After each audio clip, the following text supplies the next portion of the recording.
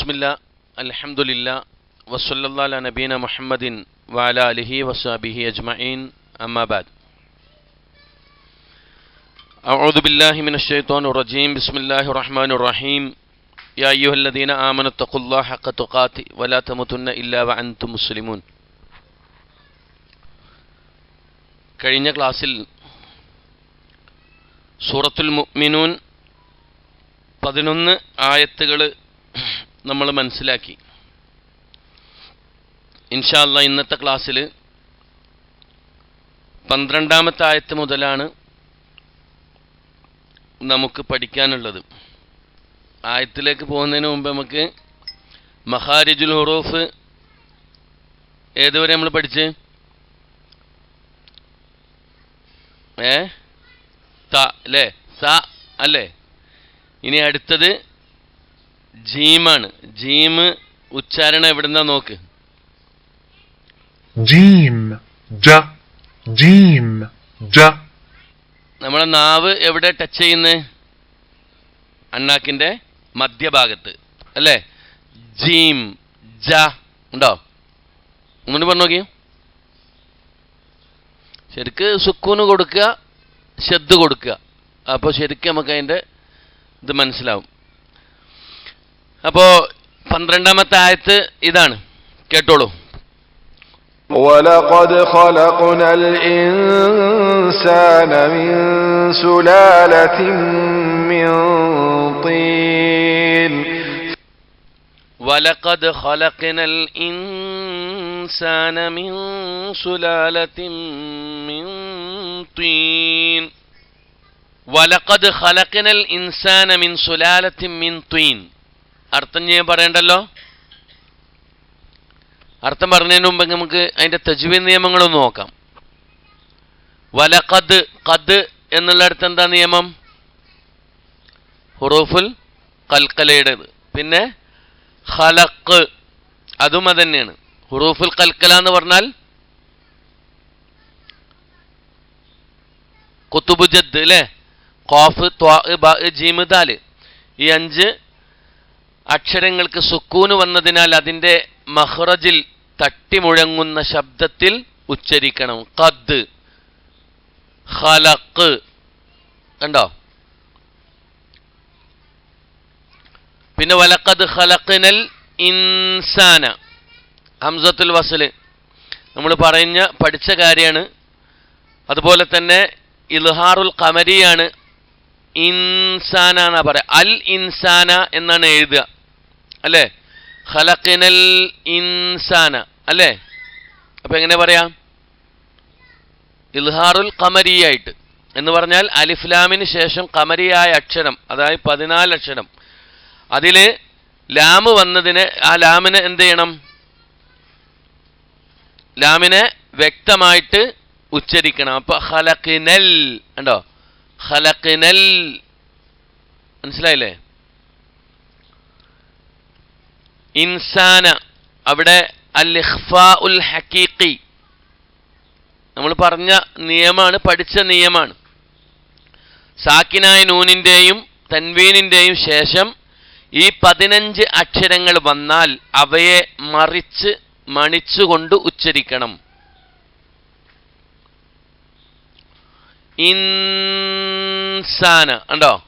സാക്കിനായ നൂനിന് ശേഷം എന്ത് വന്നിട്ടുണ്ട്? അവിടെ സീന് വന്നിട്ടുണ്ട്. അതുകൊണ്ട് ഇഖ്ഫാഉൽ ഹഖീഖിയായ അക്ഷരങ്ങളിൽപ്പെട്ട അക്ഷരമാണേത്? സീന്. ആ സീന് വന്നതുകൊണ്ട് സാക്കിനായ നൂനിന്റെയും തൻവീന്റെയും ശേഷം ഈ 15 അക്ഷരങ്ങൾ വന്നാൽ താ, സാ, ജീം, ദാൽ, ദാ, സാ, സീൻ, ഷീൻ, സ്വാദ്, ദ്വാദ്, ത്വാ, ള, ഫാ, ഖാഫ്, കാഫ്, ഈ 15 അക്ഷരങ്ങൾ വന്നാൽ എന്ത് ചെയ്യണം? മണിച്ചുകൊണ്ടാണ് ഓതേണ്ടത്. സാക്കിനായ നൂനിനെ മണിച്ചുകൊണ്ട് ഓതണം. നമ്മൾ മുമ്പ് പഠിച്ച നിയമമാണ്. ഇൻസാന, മനസ്സിലായോ? പിന്നെ മറ്റൊടത്തൊക്കെ അതേ നിയമം തന്നെയാണ് കേട്ടോ. പിന്നെ ഇവിടെ സുലാലത്തിം ഉണ്ടോ? സുലാലത്തിം ഇദ്ഗാമും ബിഗുന്നയാണ് എന്ന് പറഞ്ഞാൽ യാ, മീമ്, വാവ്, നൂന്, സാക്കിനായ നൂനിന്റെയും തൻവീന്റെയും ശേഷം ഈ അക്ഷരങ്ങൾ വന്നാൽ അക്ഷരത്തിലേക്ക് ചേർത്തി മണിച്ചുകൊണ്ട് ഉച്ചരിക്കണം.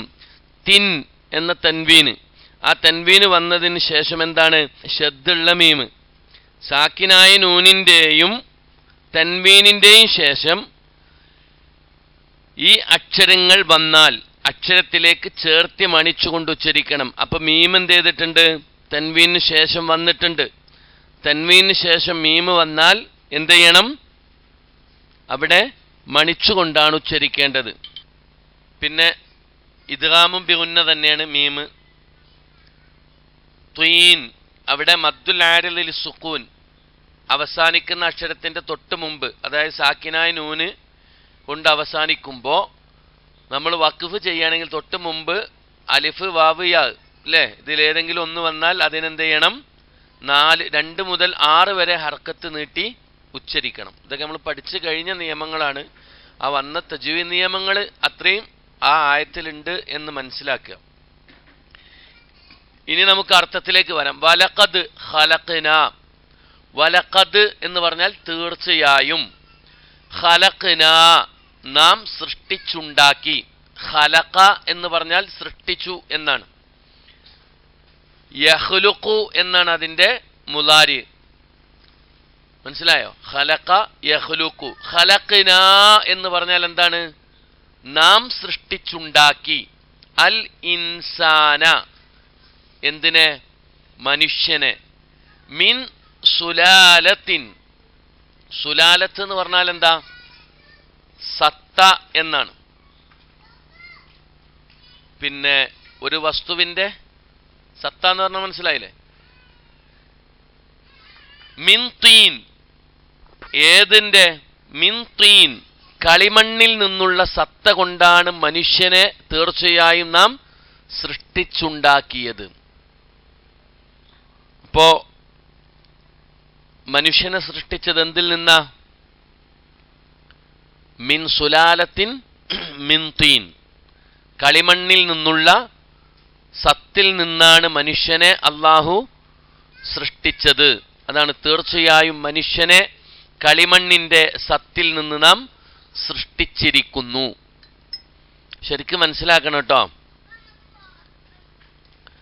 സൂറത്തു റൂമില് അള്ളാഹ് പറയുന്നുണ്ട് മനുഷ്യ സൃഷ്ടിപ്പിനെ സംബന്ധിച്ച്, വമിൻ ആയാത്തിഹി അൻ ഖലഖ ലക്കും മിൻ തുറാബിൻ സുമ്മ ഇദാ അൻതും ബശറുൻ തൻതസിറൂൻ.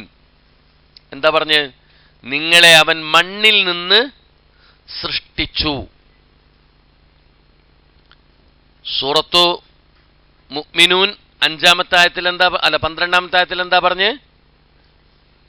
മിൻ സുലാലത്തിൻ മിൻ തീൻ, കളിമണ്ണിന്റെ സത്തിൽ നിന്ന്. ഇവിടെ സൂറത്തു റൂമിലെ 20-ാമത്തെ ആയത്തിൽ എന്താ പറഞ്ഞ്? മിൻ തുറാബ്, മണ്ണിൽ നിന്ന് നിങ്ങളെ നാം സൃഷ്ടിച്ചു എന്നാണ്. അബൂ മൂസൽ അശ്അരി റളിയല്ലാഹു അൻഹു ഉദ്ധരിക്കുന്ന ഒരു ഹദീസിൽ കാണാം, നബി സല്ലല്ലാഹു അലൈഹി വസല്ലമ പറഞ്ഞു. എന്താ പറഞ്ഞത്? ഇന്നല്ലാഹ തആല, തീർച്ചയായിട്ടും അല്ലാഹു സുബ്ഹാനഹു വ തആല, ഖലഖ ആദമ, ആദമിനെ സൃഷ്ടിച്ചു.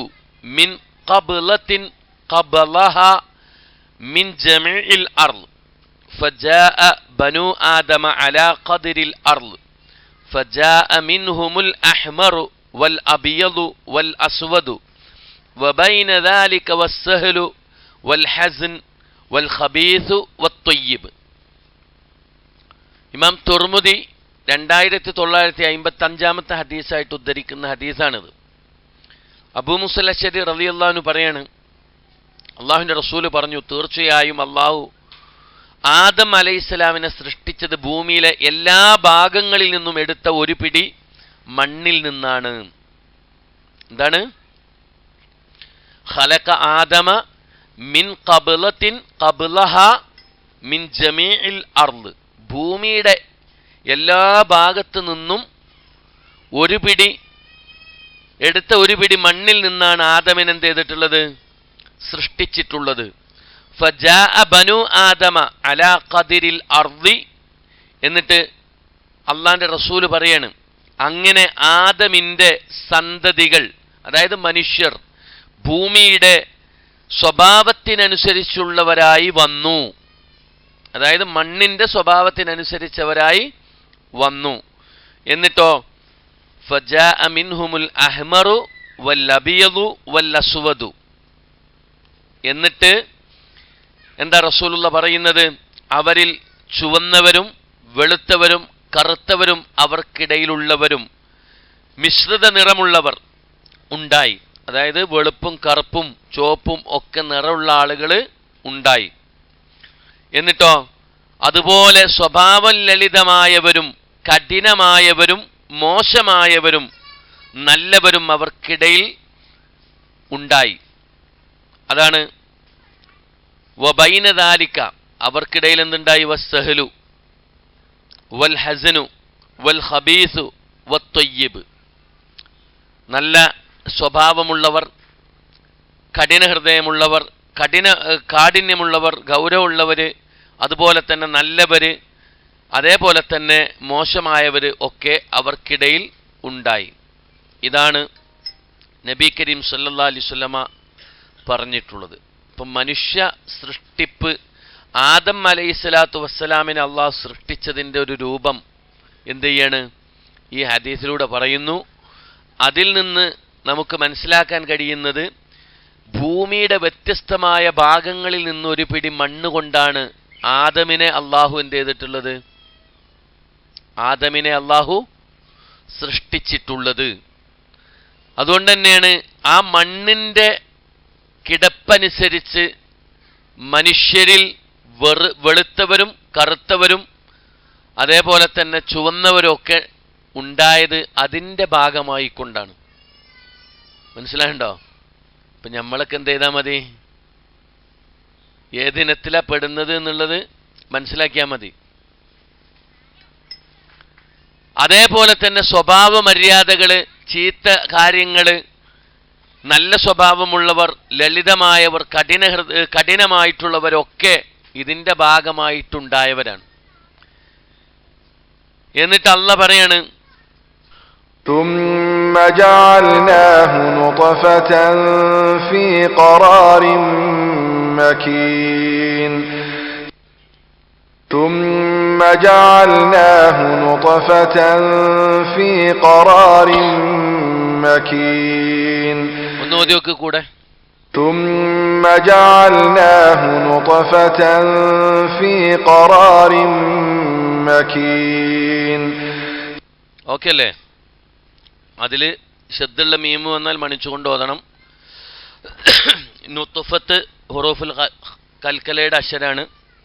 അതുപോലെ നുത്തുഫത്തിം ഫി നേരത്തെ നമ്മൾ പഠിച്ചു.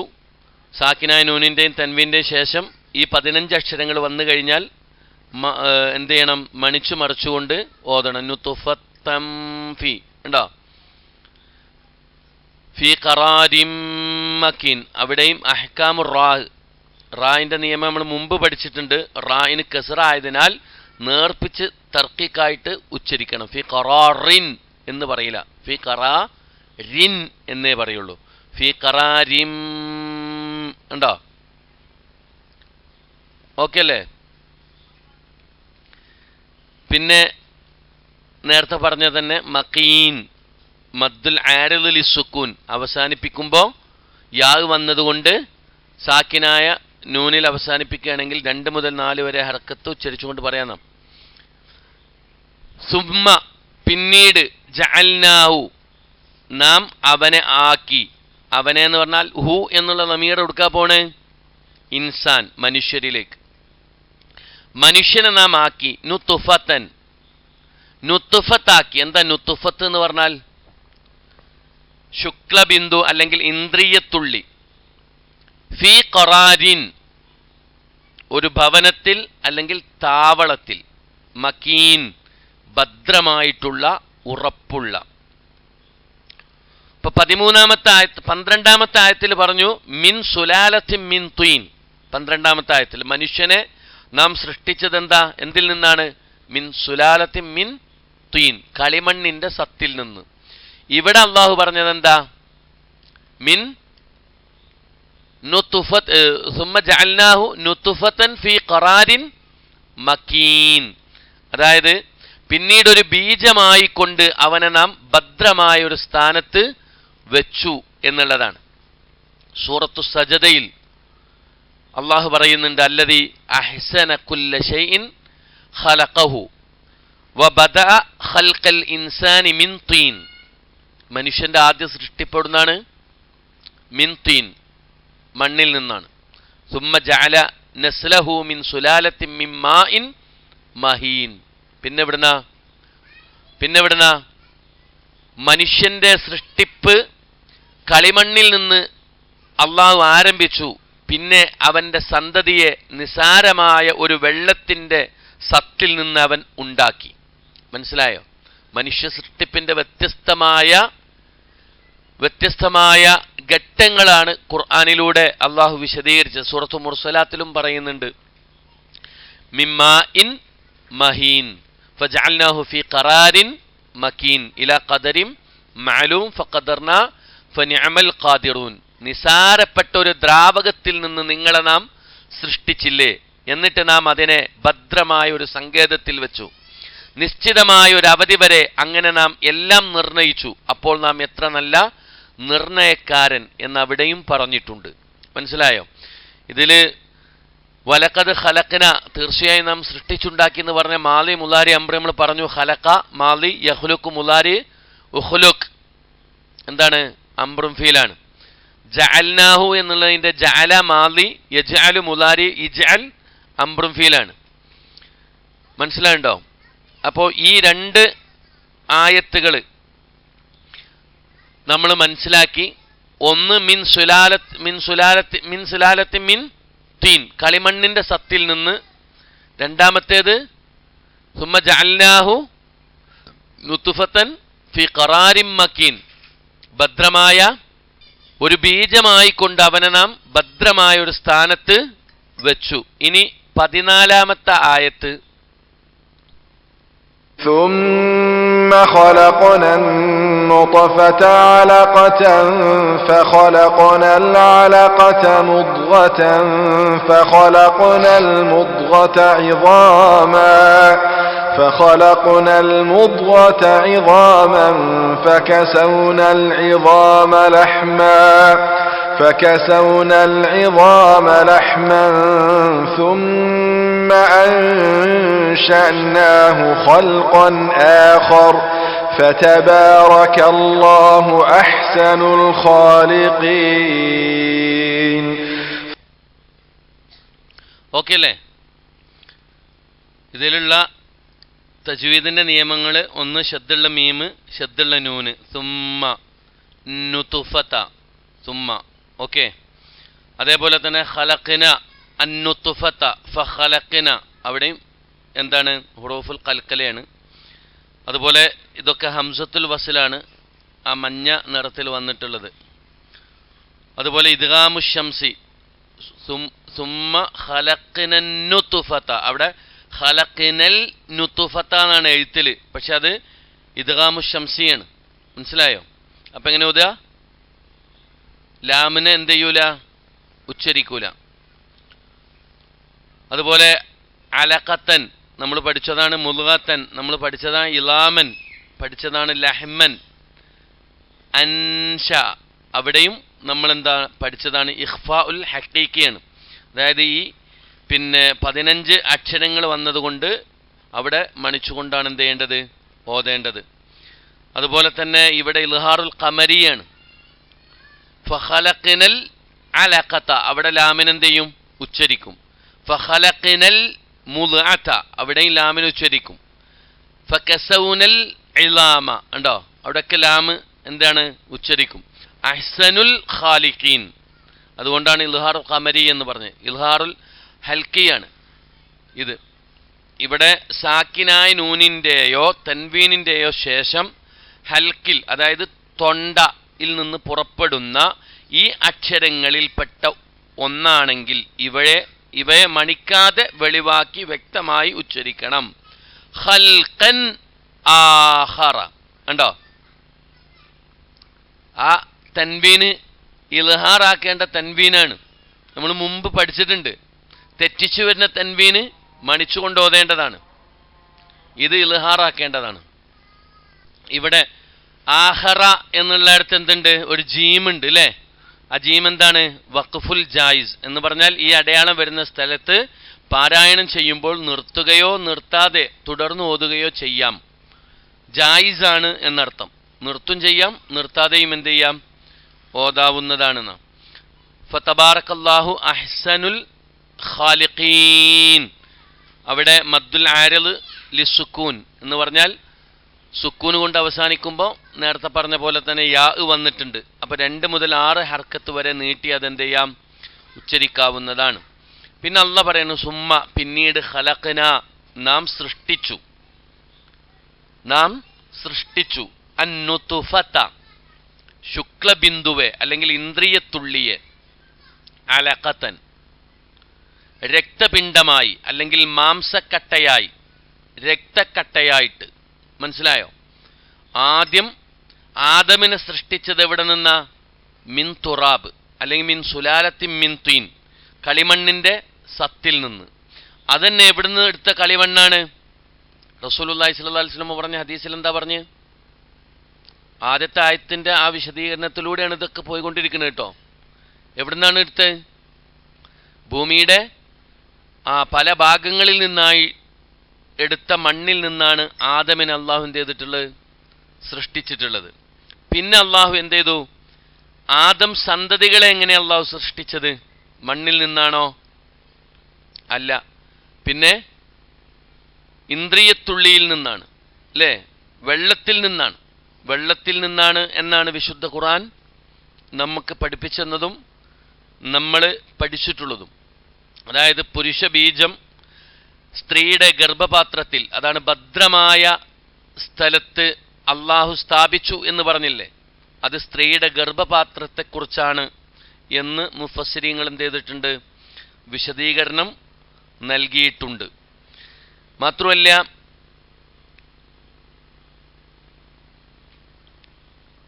പിതാക്കളുടെ ശുക്ലബീജത്തിൽ നിന്ന് മാതാക്കളുടെ ഗർഭാശയത്തിൽ കൃത്യമായി ഭദ്രമായ താവളത്തിൽ വെച്ചു അള്ളാഹു. എന്നിട്ട് അതിനെ അള്ളാഹ് എന്ത് ചെയ്തു എന്നുള്ളതാണ് ഇനി ഈ ആയത്തിലൂടെ എന്ത് ചെയ്യുന്നത്?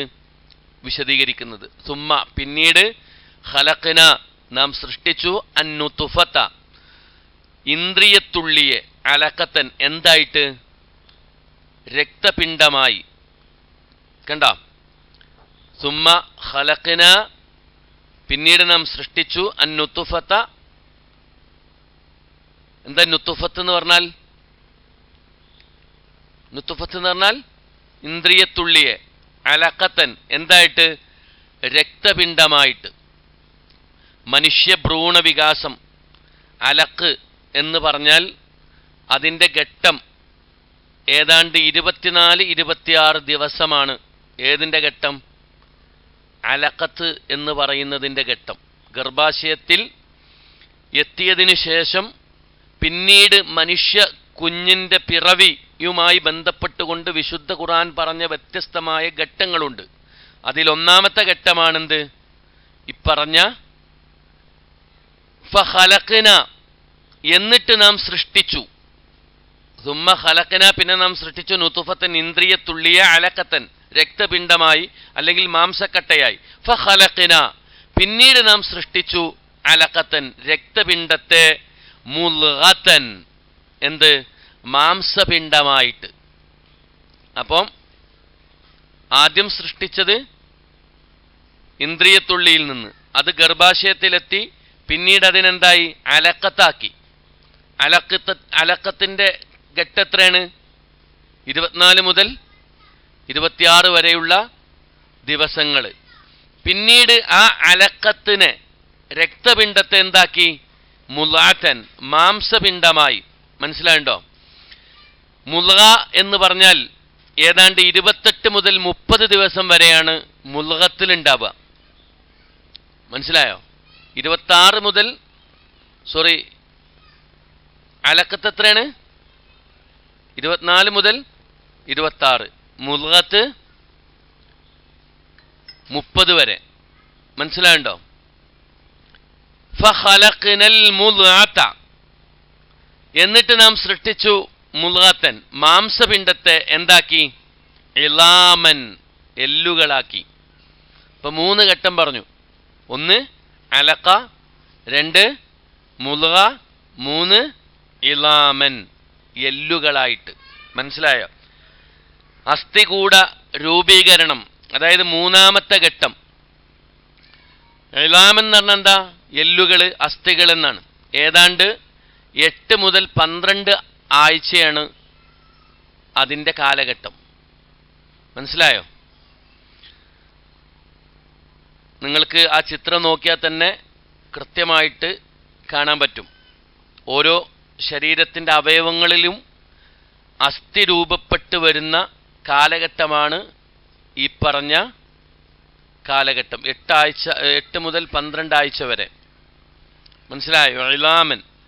പിന്നെ ലഹ്മൻ, ആ ഇളാമുകൾക്ക് ഇളാമൻ ഫകസൗന, എന്നിട്ട് നാം ധരിപ്പിച്ചു. കസൗന, നാം ധരിപ്പിച്ചു, എല്ലുകൾക്ക് ധരിപ്പിച്ചു. എന്ത്? അൽ ഇളാമ ഫകസൗനൽ ഇളാമ ലഹ്മൻ, എല്ലുകൾക്ക് എന്ത് ധരിപ്പിച്ചു? മാംസം അല്ലെങ്കിൽ ഇറച്ചി. ലഹ്മ് എന്ന് പറഞ്ഞാൽ ഇറച്ചി. അതാണ് മനുഷ്യ ഭ്രൂണ വികാസത്തിൽ ലഹം എന്ന് പറഞ്ഞാൽ അതിൻ്റെ ഘട്ടം. അതായത് എല്ലുകൾ 8 മുതൽ 12 ആഴ്ച വരെ. ആ എല്ലുകൾക്ക് ലഹമ് കൊടുക്കുന്നത്, മാംസം കൊടുക്കുന്നത് ഏതാണ്ട് 9 മുതൽ 14 ആഴ്ചയാകുമ്പോഴാണ്.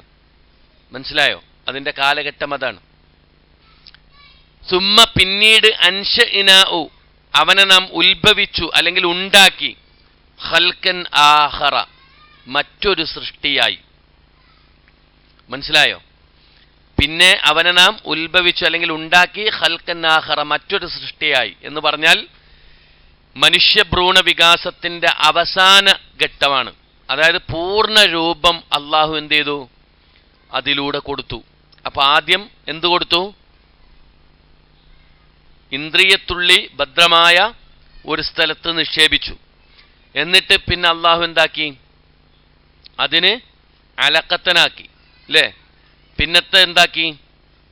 മുളാക്കി. പിന്നെന്താക്കി? ഇളാമാക്കി. പിന്നെന്ത് ചെയ്തു? ലഹ്മ് കൊടുത്തു. പിന്നെന്ത് ചെയ്തു? സുമ്മ അൻശഇനാഉ ഖൽക്കൻ ആഖറ, മറ്റൊരു രൂപമാക്കി മാറ്റി. അതായത് പൂർണ്ണഘട്ടമായി മാറി. ഒരു കുഞ്ഞിൻ്റെ പൂർണ്ണഘട്ടം, പൂർണ്ണമായ വികാസവും വളർച്ചയും പൂർത്തിയാകുകയാണ്.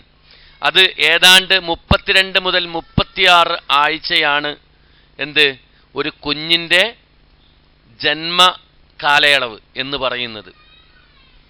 36 ആഴ്ച. മനസ്സിലായിട്ടുണ്ടോ നിങ്ങൾക്ക്? 36 ആഴ്ച എന്ന് പറയുമ്പോൾ എത്ര മാസം? 9 മാസം അല്ലേ? 9 മാസവും കുറച്ചും. ഇതാണ് മനുഷ്യ ആദം അലൈഹിസ്സലാത്തു വസ്സലാമിനെ തുറാബിൽ നിന്ന് സൃഷ്ടിച്ചതിന് ശേഷം ആദമിൽ നിന്ന് മനുഷ്യ സന്തതികളെ എന്ത് ചെയ്തു? അള്ളാഹു സൃഷ്ടിച്ച ഘട്ടമാണ് പിന്നീട് എന്ത് ചെയ്തത്? ഈ ആയത്തിലൂടെ പഠിപ്പിക്കുന്ന ഘട്ടം. എന്നിട്ട് അള്ളാഹ് പറയാണ് സുമ്മ അൻശഇനാഉ, പിന്നെ അവനെ നാം ഉത്ഭവിപ്പിച്ചു അല്ലെങ്കിൽ ഉണ്ടാക്കി. ഖൽക്കൻ ആഖറ, മറ്റൊരു സൃഷ്ടിയായി. ഫതബാറക, അപ്പോൾ അനുഗ്രഹ സമ്പൂർണനായി. അല്ലാഹു അഹ്സനുൽ ഖാലിഖീൻ, സൃഷ്ടികളിൽ ഏറ്റവും നല്ലവനായ അല്ലെങ്കിൽ ഏറ്റവും നല്ല സൃഷ്ടാവായി. മനസ്സിലാണ്ടോ? നിങ്ങൾ ആലോചിച്ച് നോക്ക്. ഓരോ ഘട്ടവും എടുത്ത് പരിശോധിച്ചാൽ കൃത്യമായിട്ട് മനുഷ്യ സൃഷ്ടിപ്പിൻ്റെ ഉത്ഭവം തൊട്ട് അതിൻ്റെ പൂർണ്ണഘട്ടം വരെ പരിശോധിച്ചാൽ തന്നെയും ആ സൃഷ്ടിപ്പിൽ അതിൻ്റെ മനോഹാരിത അത് എത്ര നല്ലതാണ് എന്ന് നമുക്ക് തന്നെ ആലോചിച്ചാൽ കിട്ടും. അലക്ക്, മുൽഗ, ഇളാമ്, ലഹ്മ്, പിന്നെ ഖൽക്കൻ ആഖർ, മറ്റൊരു രൂപമാക്കി അള്ളാഹു അതിന് പൂർണ്ണ രൂപമാക്കി മാറ്റി. അങ്ങനെയുള്ള റബ്ബാണ് ഏറ്റവും നല്ല സൃഷ്ടികർത്താവ് എന്നാണ് അള്ളാഹു ഈ ആയത്തിലൂടെ എന്ത് ചെയ്യുന്നത്? പഠിപ്പിക്കുന്നത്. 14-ാമത്തെ ആയത്ത്, പിന്നെ ആ ബീജത്തെ നാം ഒരു ഭ്രൂണമായി രൂപപ്പെടുത്തി. ബീജം എന്തായി? ഭ്രൂണമായി രൂപപ്പെട്ടു. അനന്തരം ആ ഭ്രൂണത്തെ നാം ഒരു മാംസപിണ്ഡമായി രൂപപ്പെടുത്തി. തുടർന്ന് നാം ആ മാംസപിണ്ഡത്തെ അസ്ഥികൂടമായി രൂപപ്പെടുത്തി. എന്നിട്ട് നാം അസ്ഥികൂടത്തെ മാംസം കൊണ്ട് പൊതിഞ്ഞു. പിന്നീട് മറ്റൊരു സൃഷ്ടിയായി നാം അവനെ വളർത്തിയെടുത്തു. അപ്പോൾ ഏറ്റവും നല്ല സൃഷ്ടികർത്താവായ അള്ളാഹു അനുഗ്രഹപൂർണനായിരിക്കുന്നു. ഉണ്ടോ? ഇത് മാത്രം പഠിച്ചാൽ തന്നെ മതി. പടച്ച റബ്ബിന്റെ കഴിവുകൾ, അള്ളാഹുവിൻ്റെ ദൃഷ്ടാന്തങ്ങൾ, പടച്ച റബ്ബ മനുഷ്യ സൃഷ്ടിപ്പിലൂടെ കാണിച്ചു തന്ന അത്ഭുതങ്ങൾ നമുക്ക് എന്ത് ചെയ്യാൻ പറ്റും?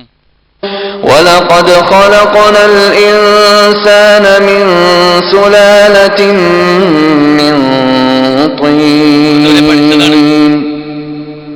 ثُمَّ جَعَلْنَاهُ نُطْفَةً فِي قَرَارٍ مَكِينٍ ثُمَّ خَلَقْنَا النُّطْفَةَ عَلَقَةً فَخَلَقْنَا الْعَلَقَةَ مُضْغَةً فَخَلَقْنَا الْمُضْغَةَ عِظَامًا فَكَسَوْنَا الْعِظَامَ لَحْمًا ثُمَّ أَنشَأْنَاهُ خَلْقًا آخَرَ فَتَبَارَكَ اللَّهُ أَحْسَنُ الْخَالِقِينَ. മനസ്സിലായില്ലേ? സംശയം ഉണ്ടെന്തെങ്കിലും? ഇമാം മുസ്ലിം ഉദ്ധരിച്ച സുദീർഘമായ ഒരു ഹദീസാണിത്. ഈ ഹദീസിലൂടെ എന്ത് പറയുന്നുണ്ട്? വളരെ പ്രസിദ്ധമായ ഒരു ഹദീസാണ്. ശരിക്ക് സമൂഹത്തിലൊക്കെ ഏറെ ചർച്ച ചെയ്യപ്പെട്ട ഒരു ഹദീസാണ്. ഞാൻ അതിൻ്റെ അറബി വായിക്കുന്നില്ല, മലയാളം ഒന്ന് വായിച്ചു നോക്കുക. അബ്ദുല്ലാഹി ഇബ്നു മസ്ഊദ് റളിയല്ലാഹു അൻഹു പറയാണ്, അള്ളാഹുവിൻ്റെ റസൂല് പറഞ്ഞു, നിങ്ങളിൽ ഒരാളുടെ സൃഷ്ടിപ്പ് അവൻ്റെ മാതാവിൻ്റെ ഗർഭപാത്രത്തിൽ 40 ദിവസം ബീജമായി, അതായത് നുത്ഫ ഒരുമിച്ച് കൂട്ടപ്പെടുന്നു. പിന്നീട് അത്രയും കാലം അതൊരു രക്തപിണ്ഡമായി അലക്കയായി മാറുന്നു. പിന്നീട് അത്രയും കാലം അതൊരു മാംസപിണ്ഡമായി മുളകയായി മാറുന്നു. അതിനുശേഷം അള്ളാഹു ഒരു മലക്കിനെ അയക്കുകയും 4 കാര്യങ്ങൾ രേഖപ്പെടുത്താൻ അദ്ദേഹത്തോട് കൽപ്പിക്കുകയും ചെയ്യുന്നു. അവൻ്റെ ഉപജീവനം, അവൻ്റെ ആയുസ്, അവൻ്റെ കർമ്മങ്ങൾ, അവൻ ഭാഗ്യവാനോ നിർഭാഗ്യവാനോ എന്നത്. മനസ്സിലാണ്ടെങ്കിൽ വളരെ പ്രധാനപ്പെട്ട കാര്യം കേട്ടോ, ശരിക്കും ശ്രദ്ധിച്ചോളി. ഏത് സമയത്താണത്? മുളുകയുടെ സമയത്ത്. മുളുകയായി കഴിഞ്ഞാൽ ഇൻഷാ അല്ലാഹ് ബാക്കി നോക്ക് എന്താ പിന്നെ പറഞ്ഞ്. എന്നിട്ട് ഒടുവിൽ അവനും സ്വർഗത്തിനുമിടയിൽ 1 മുഴം ദൂരം മാത്രം ബാക്കിയാക്കുന്നു. അപ്പോൾ വിധി അവനെ മറികടക്കുകയും അവൻ നരകാവകാശികളുടെ കർമ്മം പ്രവർത്തിച്ച് നരകത്തിൽ പ്രവേശിക്കുകയും ചെയ്യുന്നു. എന്നാൽ മറ്റൊരാൾ നരകാവകാശികളുടെ കർമ്മങ്ങൾ പ്രവർത്തിക്കുന്നു.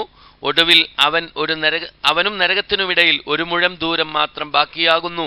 അപ്പോൾ വിധി അവനെ മറികടക്കുകയും അവൻ സ്വർഗാവകാശികളുടെ കർമ്മം പ്രവർത്തിച്ച് സ്വർഗത്തിൽ പ്രവേശിക്കുകയും ചെയ്യുന്നു. അള്ളാഹ് ഇത് നിശ്ചയിച്ചിട്ടുണ്ടെങ്കിലും, ഈ 4 കാര്യങ്ങൾ അള്ളാഹു തീരുമാനിച്ചിട്ടുണ്ടെങ്കിലും, അഞ്ഞിപ്പോൾ എന്തിനാ നമ്മൾ പ്രവർത്തിക്കണേ? ഏതായാലും ഇത് നിശ്ചയിച്ചു കഴിഞ്ഞല്ലോ, തീരുമാനിച്ചു കഴിഞ്ഞല്ലോ. നമ്മൾ ചിലപ്പം സ്വർഗത്തിലായിരിക്കും, അല്ലെങ്കിൽ നരകത്തിലായിരിക്കും. എവിടെയാണെങ്കിലും 4-ാം മാസത്തിൽ കണക്കാക്കി എന്ന് പറയില്ലേ, നമ്മൾ പറയാറില്ലേ? എന്നാൽ അതിനുശേഷം അള്ളാഹ് പറഞ്ഞെന്താ? പടച്ച റബ്ബ് അങ്ങനെ വിധിച്ചിട്ടുണ്ടെങ്കിലും എന്താണ്? ആ വിധിക്കപ്പുറം അവൻ്റെ പ്രവർത്തനങ്ങളുടെ ഫലമായിട്ടാണ് അവൻ എന്ത് ചെയ്യുന്നത്? സ്വർഗവും നരകവും തീരുമാനിക്കപ്പെടുന്നത്.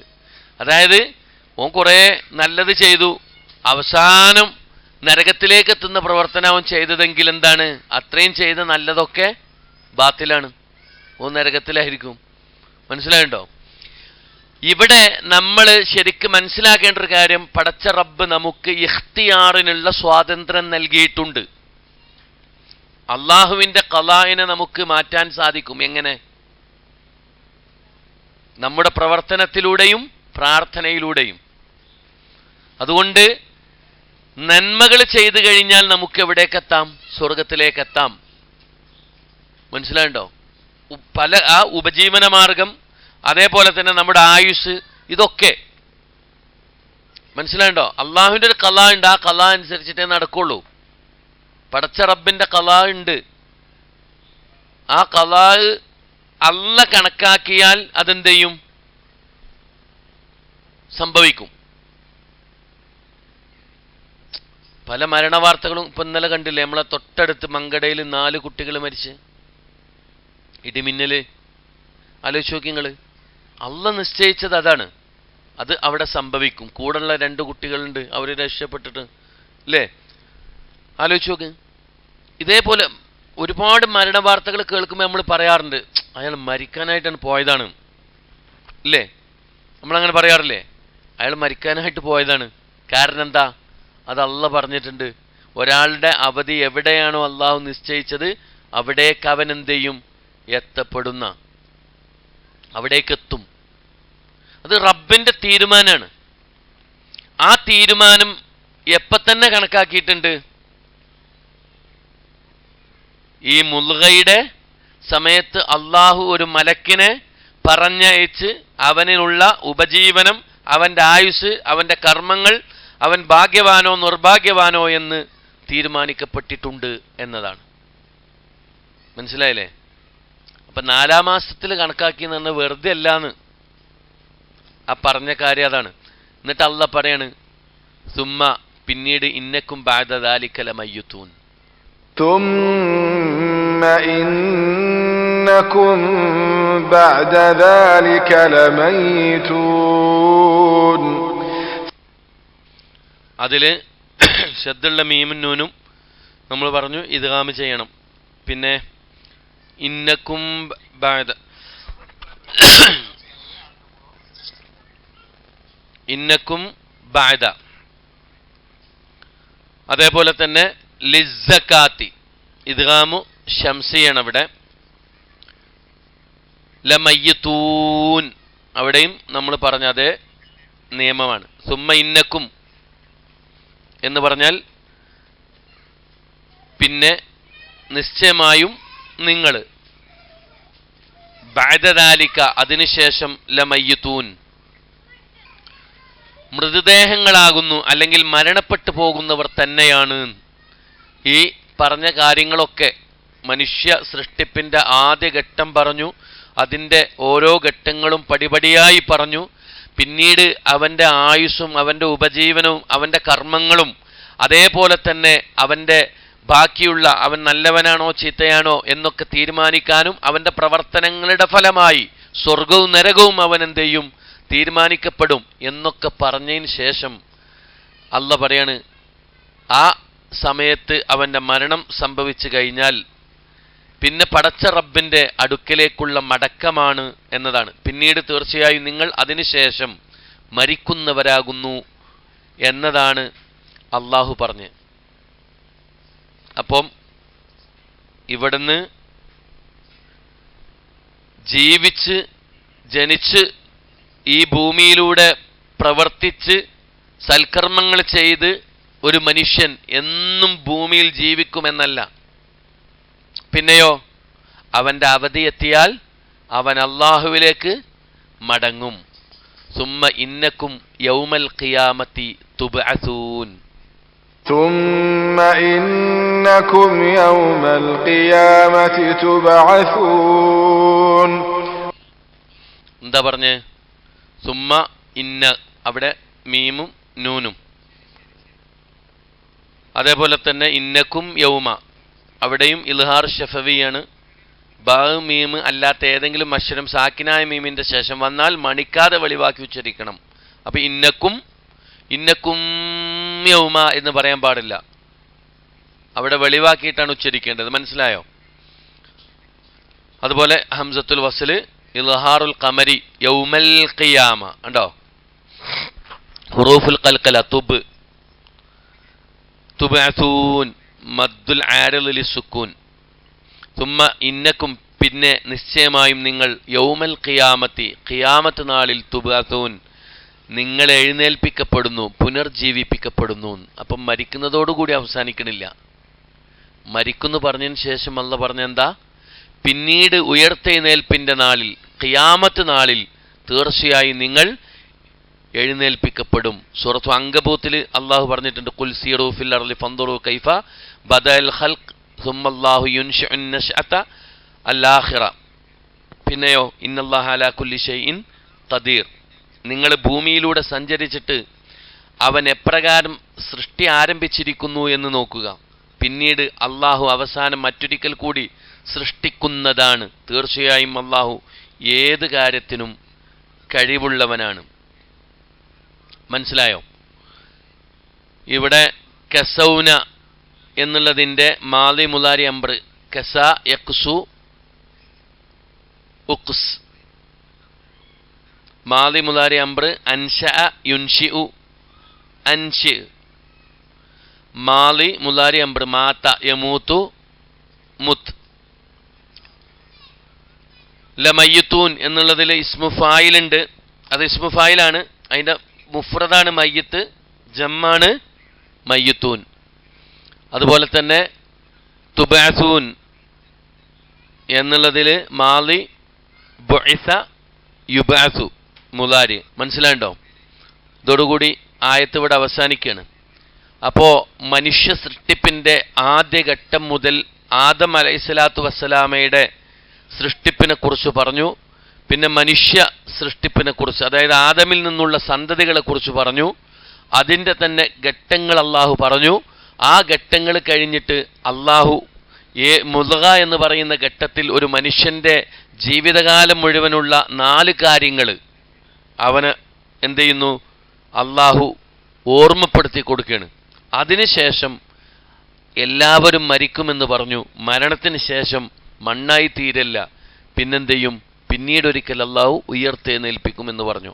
ഇങ്ങനെ പല ഘട്ടങ്ങളായി മനുഷ്യ ജീവിതം എന്ത് ചെയ്യാനുണ്ട്?